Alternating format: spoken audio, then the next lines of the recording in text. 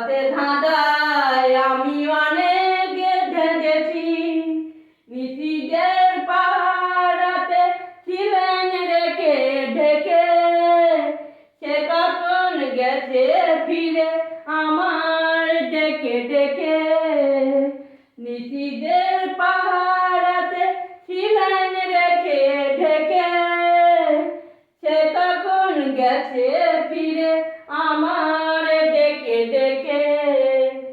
নয়ন ভরে পাওয়ার আশায় অনেক কেঁদেছি, এই নয়নে পাবো বলে নয়ন মুদেছি।